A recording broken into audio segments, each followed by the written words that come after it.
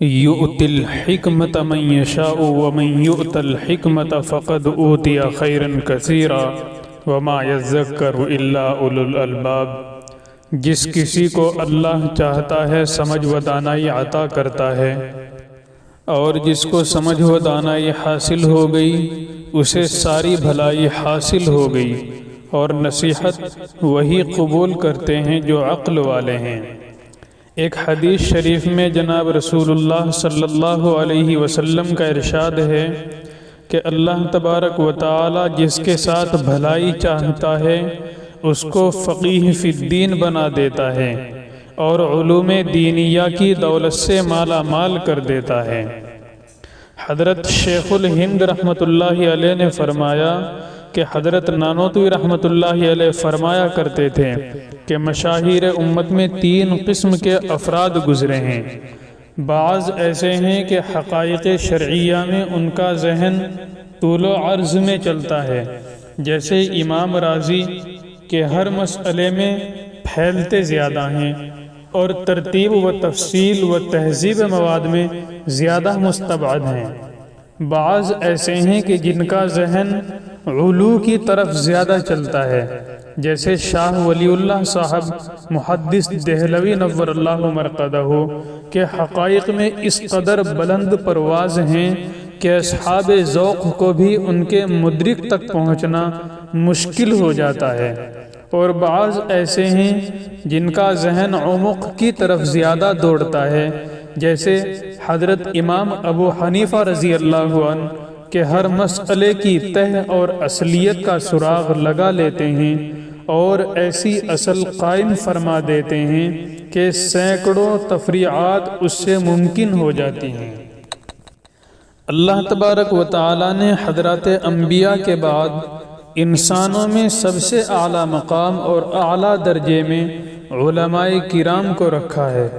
حدیث پاک میں جناب رسول اللہ صلی اللہ علیہ وسلم نے ارشاد فرمایا کہ اللہ تعالیٰ نے حضرات علماء کرام کو انبیاء علیہ السلام کے بعد ان کی نیابت عطا فرمائی ہے۔ نیز آپ نے یہ بھی ارشاد فرمایا کہ حضرات انبیاء علیہ السلام دنیا میں کسی کو مال و دولت کا وارث نہیں بناتے۔ انبیاء کی دولت مال ہے ہی نہیں، بلکہ انبیاء علیہ السلام کی دولت علم ہے۔ اپنی وفات کے وقت دولت علم ہی کو میراث کے طور پر چھوڑ جاتے ہیں، اور جو عالم جتنا زیادہ علم حاصل کرے گا اس کو انبیاء کی دولت کا حصہ میراث میں اتنا ہی زیادہ ملتا ہے۔ حضور اکرم صلی اللہ علیہ وسلم نے ارشاد فرمایا ان العلماء ورثۃ الانبیاء۔ اس حدیث پاک پر غور کرو تو معلوم ہو جائے گا کہ نوع انسانی میں انبیاء علیہ السلام کے بعد اللہ کے نزدیک سب سے افضل انسان کون ہو سکتا ہے۔ نبی صلی اللہ علیہ وسلم نے خود فرما دیا کہ علماء ہی ہو سکتے ہیں، لہذا حضرات علماء کرام کو یہ نعمت حاصل ہونے کے بعد غرور اور فخر میں نہیں رہنا چاہیے،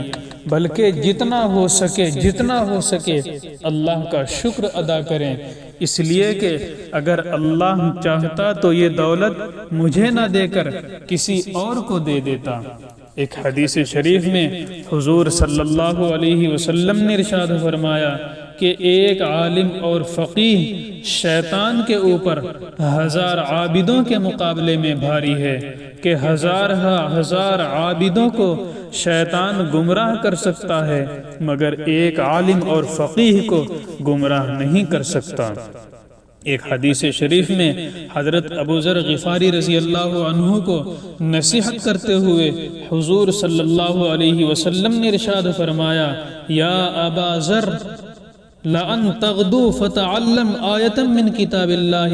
خَيْرٌ لَكَ مِنْ أَن تُصَلِّيَ 100 رَكْعَةٍ وَلَأَن تَغْدُو فَتَعَلَّمَ بَابًا مِّنَ الْعِلْمِ عُمِلَ بِهِ أَوْ لَمْ يُعْمَلْ خَيْرٌ مِّنْ أَن تُصَلِّيَ 1000 رَكْعَةٍ۔ کہ اے ابو ذر غفاری رضی اللہ عنہ، تمہارا قرآن کریم میں سے ایک آیت کا سیکھ لینا 100 رکعت نفلی نماز پڑھنے سے زیادہ بہتر ہے، اور بے شک علم دین کا ایک مسئلہ سیکھ لینا تمہارے لیے 1000 رکعت نفل پڑھنے سے زیادہ افضل اور بہتر ہے۔